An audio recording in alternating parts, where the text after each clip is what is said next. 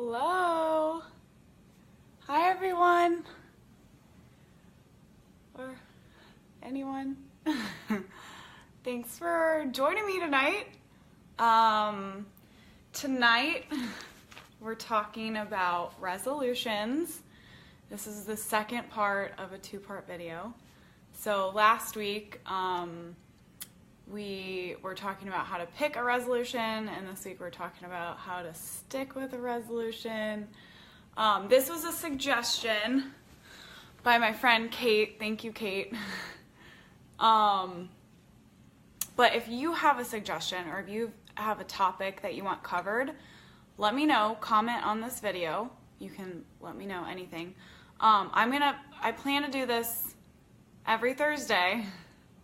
So, yeah, get used to it. I'm going to be here every Thursday doing a live video, live nutrition chat with you. I want your questions. I'll answer anything that I can. And hopefully drink some wine with you. So if you're joining me, grab a glass of wine and let's connect. Comment if you join this video. Comment, let me know who it is, because I can't see that. So let me know. And if you have questions throughout the video. Hi, Aaron. You just popped up. Hi. But yeah, if you have questions throughout the video, let me know. I'm happy to answer them. And yeah, so my name's Haley. I have a degree in nutrition and exercise physiology, and I'm the owner of basically at Ready-Made Meals. So my service provides ready-made meals to people who don't have time to cook, don't know how to cook, don't know what to cook in order to, hi Aaron, in order to reach their goals. So that's what I'm here to help you do. So I create a meal plan for each client, and then I cook for you once a week. So yeah, that's what I do. But okay, so we're gonna get started.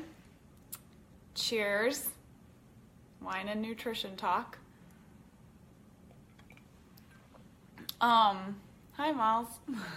Okay, so tonight we're talking about resolutions, part 2 of the two-part resolution video, where we talk about New Year's resolutions. Hi Daria! Thanks for coming. Oh my god, I'm so excited. Daria, let me know if you have questions throughout the video. I'm happy to answer them. Okay, so this is how to stick with your New Year's resolution. Feed my brain. Okay, all right, Miles, we will. We'll do. Okay, so how to stick with your New Year's resolution. So hopefully you've picked a resolution by this point. I haven't really done that yet, but I'll get there.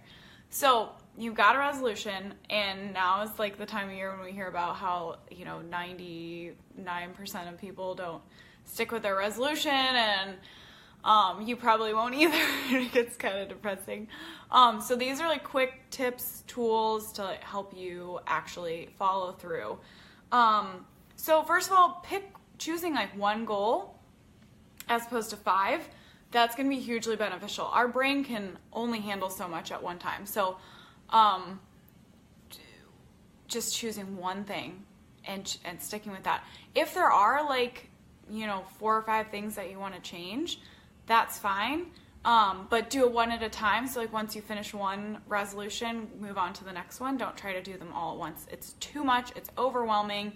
And you're never going to get through it. That's why people don't make it through their resolutions, because hi Debbie, oh my gosh, thank you so much for coming. You are awesome. You're the best. You're always commenting and stuff. Thank you so much. Oh my gosh, I'm so excited to see you. Cheers. Okay, so choosing one goal as opposed to 5 or 6. That really allows our brain to focus. It can only do one thing at a time. So allowing your brain to focus on that one thing and moving forward on that. If there are several things you want to change, that's fine, but do them one at a time. So once you've finished one, you can move on to the next. Try rephrasing your goal. So a lot of times we kind of look at our things that we need to do as like, I have to do it. I have to lose 10 pounds. I have to exercise. I have to, start cooking for myself. And this can actually cause our brain to go into like a little bit of a negative space and be like, I have to do it? Do I really have to? I don't want to. That sounds so horrible. So rephrasing it to kind of have like a failure built in. And that doesn't sound good. But if you're saying like, I have to lose 10 pounds, instead of I have to lose 10 pounds, I will lose 10 pounds by this date, so 3 months, and I'm going to do it no matter how many times I fail. It's very powerful. Like adding that no matter how many times I fail kind of tricks your brain. It's like, wait. It's okay to fail. Like we can fail and still keep going. So failure isn't the end. It really gives you this little like boost of confidence. So you feel like, every time, so you're working towards the 10-pound goal. Every time you eat a cookie, it's not the end of the world. It's not a total failure and you should just give up. It's like, okay, that was a failure, but I'm still going because I'm going to do this no matter how many times I fail. So with each failure, you learn a little bit more, you take another step forward, and you keep going. It really gives you a boost of confidence, a boost of excitement. A failure isn't the end. It's not a disaster. It's, hi, Kelsey. Thank you so much. Oh my God, you're amazing. Thank you, Kelsey. My friend Kelsey has had a rough couple days, but you're the best. Thanks so much. Cheers to you, Kels. Okay, so rephrasing it, that can be enormously, that's a little Jedi mind trick. I love those Jedi mind tricks. Give you a little change of phrasing to like really switch it up and allow your brain to focus on it and actually accomplish it. I love you too. Okay, so incentivize yourself. And I don't mean like, okay, if I lose 10 pounds, at the end of it, by the time I lose it, I'm gonna eat a whole cake and I'm gonna go to McDonald's 10 times. It's more of like the end of your resolution is an incentive in and of itself. So you lose 10 pounds and now you get to like fit into that dress that you bought. Or your goal is to save money, and once you've saved money, you get to go on a vacation. So, or you're saving money for a vacation, so the end of it is the vacation. Or, this wouldn't be something I would pick, but you want to run a marathon, and the end of it is you get to run the marathon. You actually complete it and do a great job. So whatever your resolution is, the end of it should be something that you're really excited about and have like a strong reason behind that. Just saying you want to lose 10 pounds, like, well, what is that? For what purpose? What's the end that you're getting other than just a different number on the scale? Because that isn't going to change how you feel about yourself. There has to be something deeper and more meaningful for you that's really helping to drive you forward. And anytime that you're feeling unmotivated or just defeated, you can recall that in the end of your resolution and say like, okay, but if I just do this, I'm one step closer to that resolution, to the end of my resolution, to like achieving that goal. That's going to be so awesome. If I can just skip Starbucks today, I get to take a vacation in the summer. Like that's awesome. That's very powerful to have that end goal, that incentive, that's something that really means something to you to work towards. Having a step-by-step plan. So this can go a couple of ways, but a step-by-step plan, looking at the course of this journey and where it's going to end and when it's going to end, and giving yourself steps to get there. And a really great way to do this is by putting yourself mentally at the end of this resolution and then working backwards. So your goal is to save enough money to go on a vacation this summer. Now, picture yourself on that vacation. What did you do to get there? what month is it? So how much time do you have to get to that vacation? How much, where are you? That's going to be important too. If you're in Europe, you probably need a lot more money. If you're somewhere else in the States, maybe a little bit less. And then working backwards. So like you're on the vacation. How much was your hotel? How much was your travel? How much money do you need for food? How much money do you need for extra activities? And now you've got like kind of a clear step-by-step plan, and you can work backwards and say like, well, maybe this month I've got another financial obligation. Cecily! Hi! My sister Cecily. Thanks so much for coming. Oh my gosh, I'm so excited. So working backwards from your goal, this can really put you in the mindset, and it's easy to say now, like, I want to take this vacation in the summer and have no idea what it's going to take to get there, but kind of starting at the end and working backwards can really give your brain something to chew on and make a lot more sense out of everything. Give yourself the tools to achieve your resolution. So if your resolution is to run a marathon, don't try and accomplish this without tennis shoes and a gym membership. That makes total sense. You wouldn't ask a kid to draw a picture and then get angry with it when it was unable to draw a picture because you didn't provide it with a pencil and paper. That's ridiculous. But that's how we treat ourselves. We're like, oh my God, you're such a failure. You couldn't run that marathon. Who cares that you don't have tennis shoes or a gym membership when it's 6 degrees outside? So don't be ridiculous.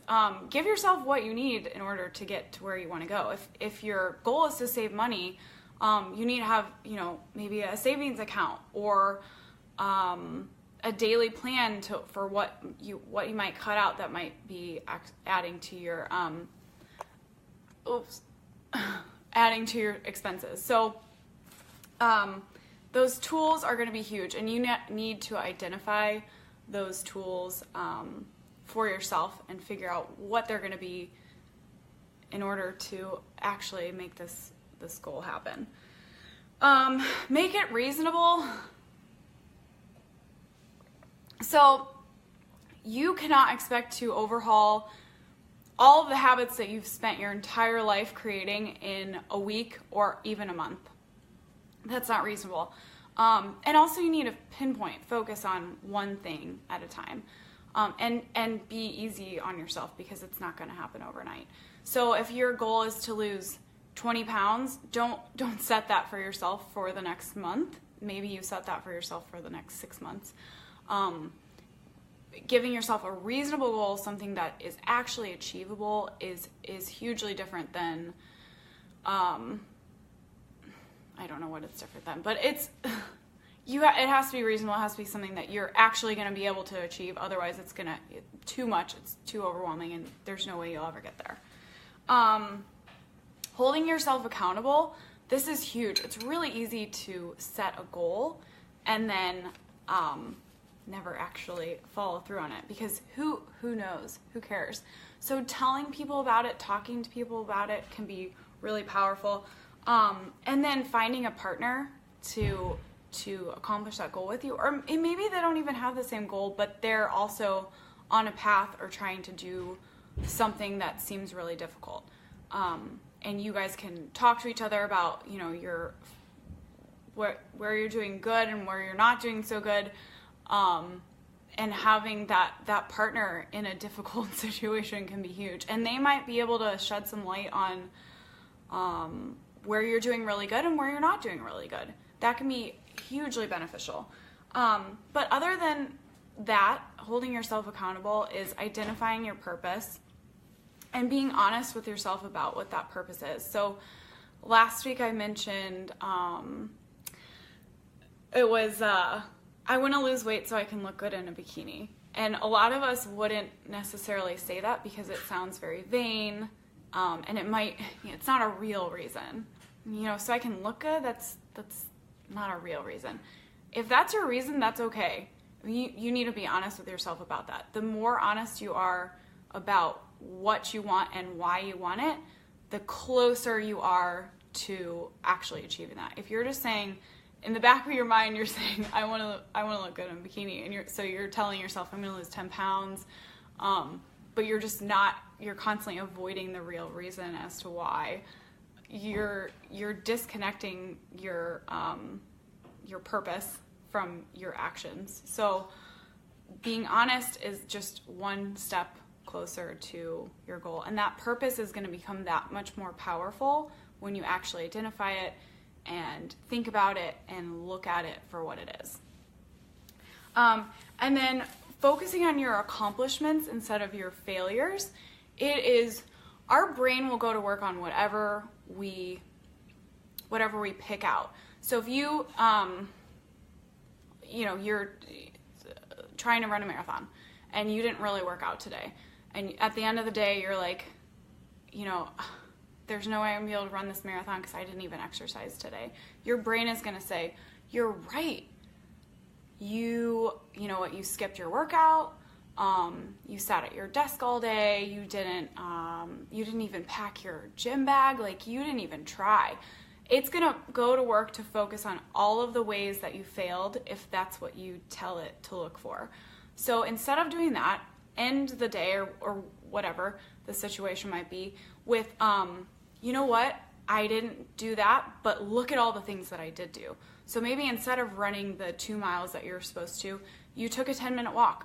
You say, look at that, I did that. That was a step. I really, or maybe you were so sore and you didn't work out, and that's a step. And if you had said, I'm a failure because I didn't run today, and really it was because you were so sore, your brain's just gonna keep looking for why you were a failure. If you present it with what you did good, it's gonna keep looking for that.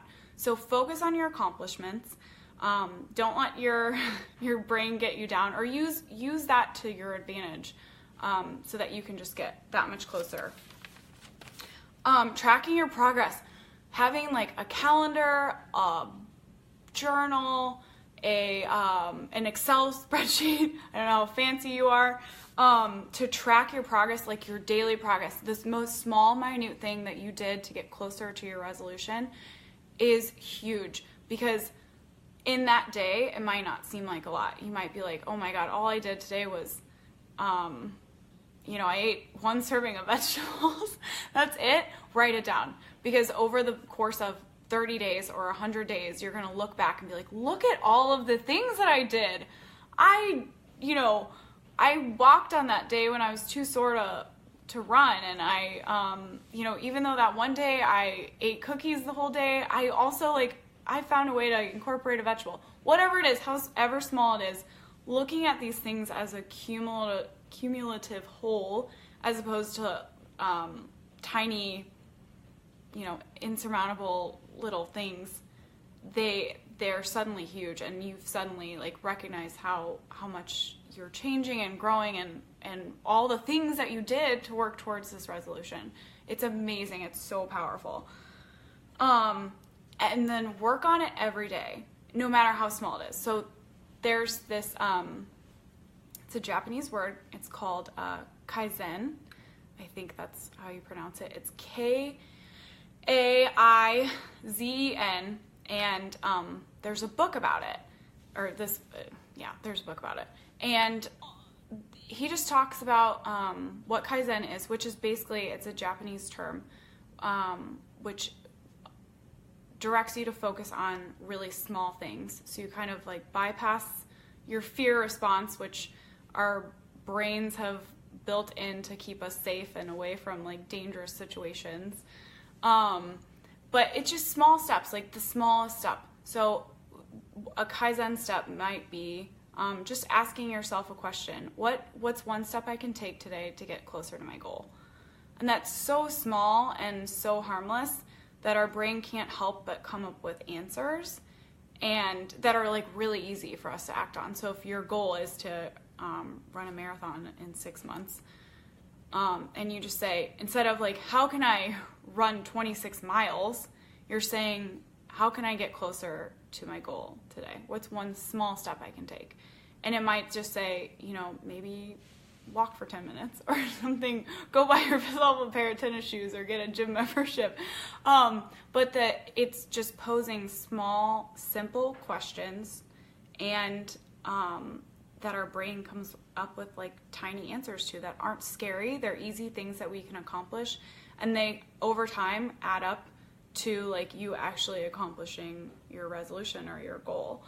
And then the other thing that they talk about a lot with Kaizen is visualization. And this is, it might sound like really new age, I don't know.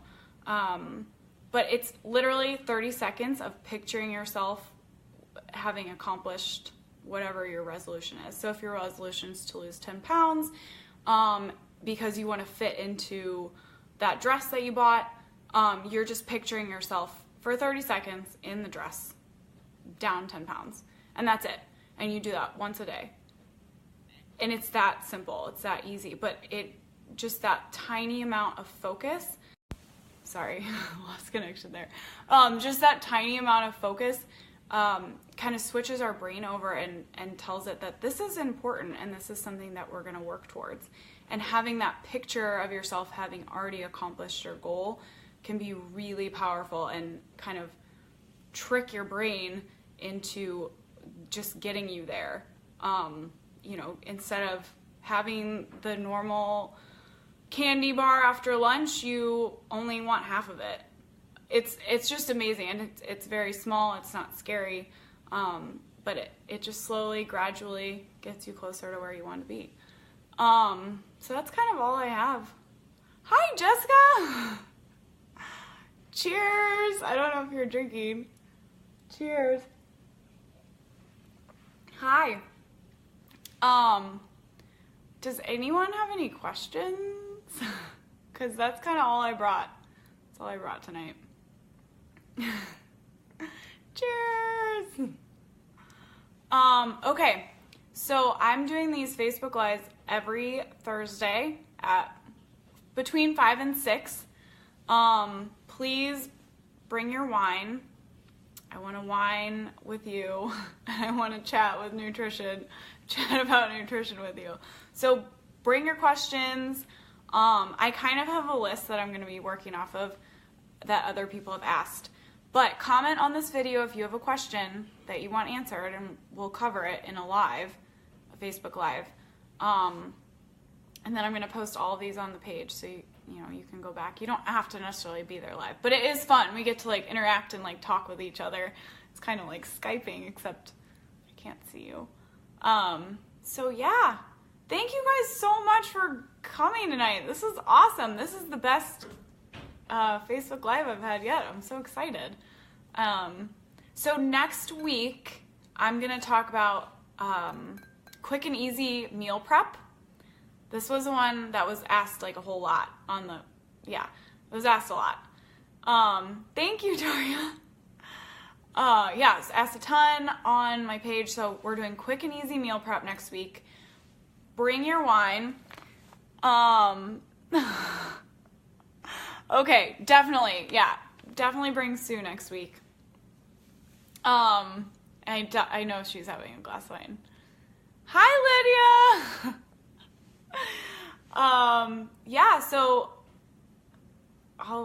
Bring Sue next week. Lydia, I hope to see you next week. We're going to talk about meal prep. I know you love cooking. So we're going to talk about cooking, how to make it like quick and easy and painless, because that's what I'm all about. Literally, basically it is a ready-made meal service. I have to cook like hundreds of meals a week, sometimes alone. Sometimes I have help, sometimes I'm alone. Sometimes Lydia helps me, sometimes I have to cook it alone. I really know how to make it go fast, because if I try, I wouldn't even have to try. That would, hi Diane, I didn't know you were here. Cheers. So quick and easy meal prep. I have a lot of tips to make that fast. Meal prep shouldn't kill you. It shouldn't take forever. You need to make it as quick and painless as possible in order to achieve your resolutions or just eat healthy. Having, your meal's already prepped is going to save you from ordering a pizza or going to the drive-thru. So yeah, tons of tips. Well, I'll see you next week. I will post on my page what time it's going to be. It's going to be between 5 and 6. So thank you guys so much for coming. I love you all. You're the best. And I'll see you next week. Bye.